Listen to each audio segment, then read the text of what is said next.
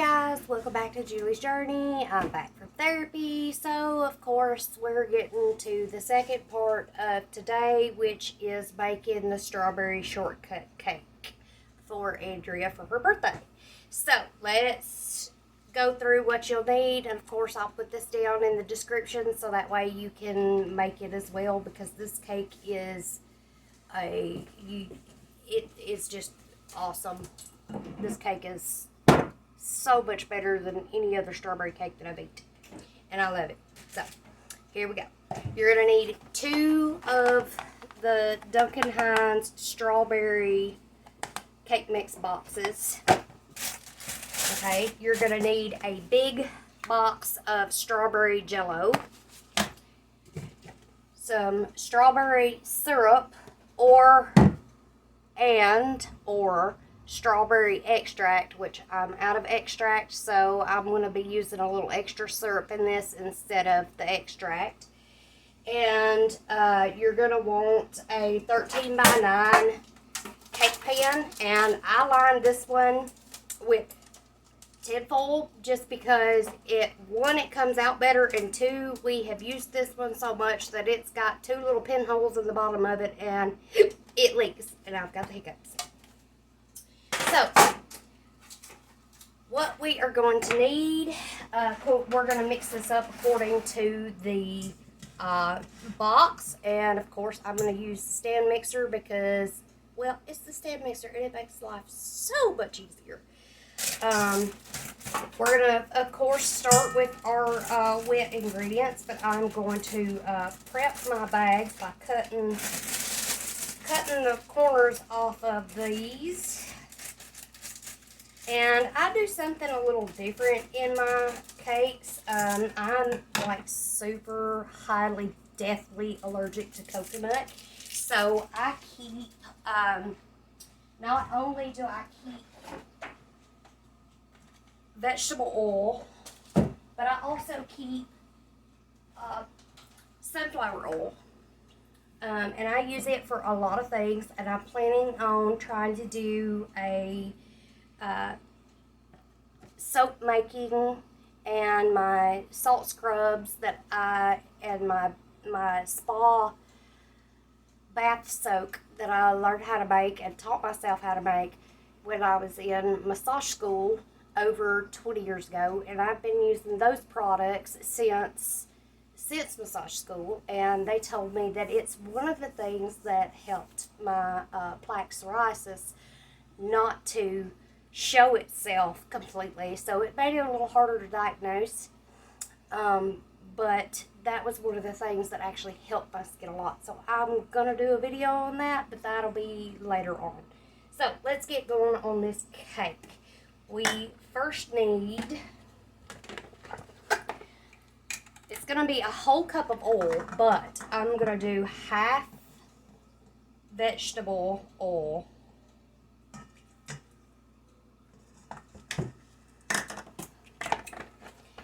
and then half sunflower oil.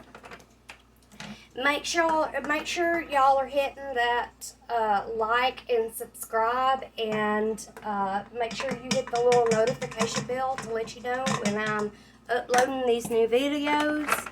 And that was a half a cup of vegetable oil, half a cup of sunflower oil. And now, and of course I have my oven preheating to like 350. Ours is a little bit hot, so I actually do our setting on like 325.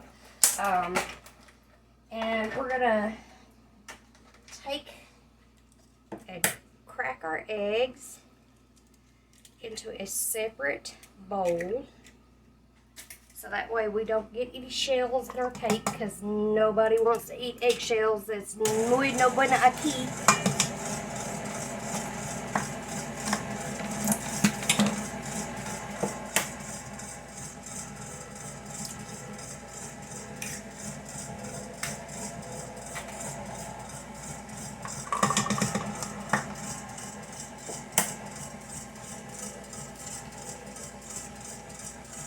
And of course, if you're going to use medium eggs instead of large eggs, you're going to need to put an extra egg for every 2 that it calls for in your recipe. But these are large eggs, so we're just using 6. And this is, like I said, a double cake.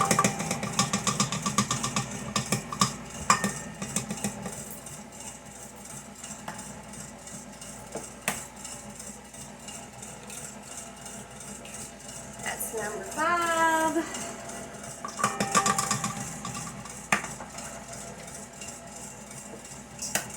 And here is number 6. And this will also help if you have country eggs to make sure that you ain't dumping a baby chicken in your cake, because that's just nasty.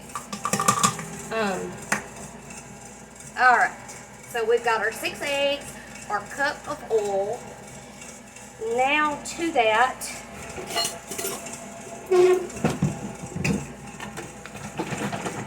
I am going to add a tablespoon, actually 2 tablespoons of the vanilla syrup to this. And then normally I have all of my stuff out and down on the counter, but today I've been a hot mess, so it's all at hand's length. But then I put a tablespoon of vanilla extract, and this is pure vanilla extract. I hate imitation.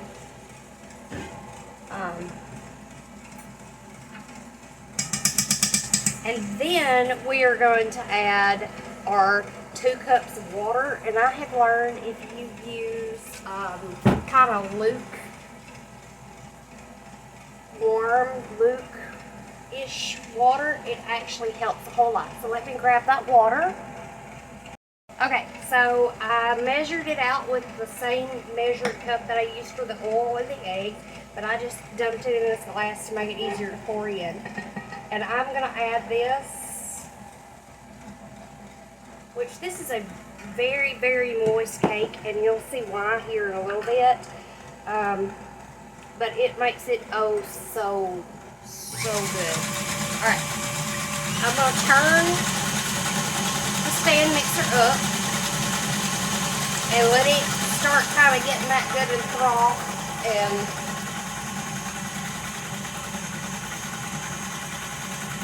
mixed together good. And then I'm going to back it back down.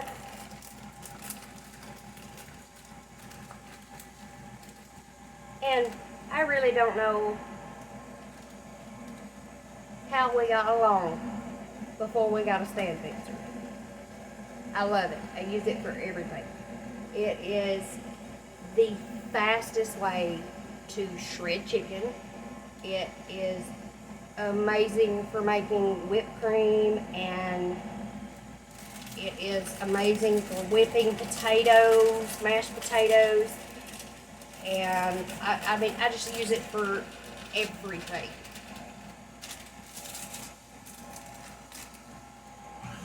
Turn it up just a little bit, get that incorporated.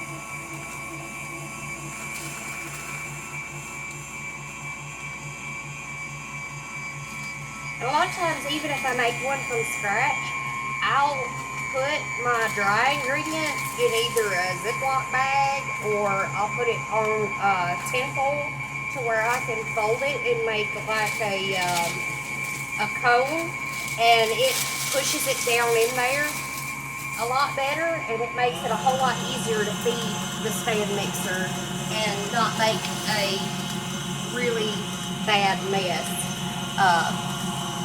And it's so much easier on the cleanup.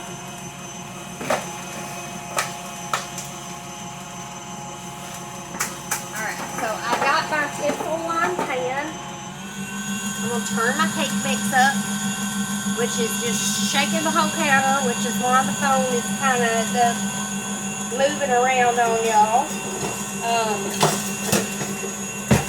Alright, so now I have to go around the bowl and scrape this down to make sure all of the powder is incorporated. And if you have a stand mixer, we actually acquired another one. And here's the thing. I always wanted another bowl for my stand mixer, but never did get one. Well, when we acquired this other stand mixer, I realized how much I really needed that second bowl. So if you are on the fence about getting you another bowl for your KitchenAid stand mixer, do it. It's worth it. And an extra whisk, that's worth it too. Because, especially when you're baking, because you can go from making your cake to making your icing without, and you can just have everything set off to the side.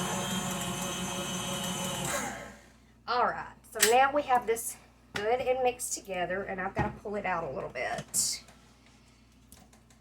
Because, yes, it will stand up here, even though our countertop, our little cabinet here's got a nook, and it's a little low, but it will stand up there.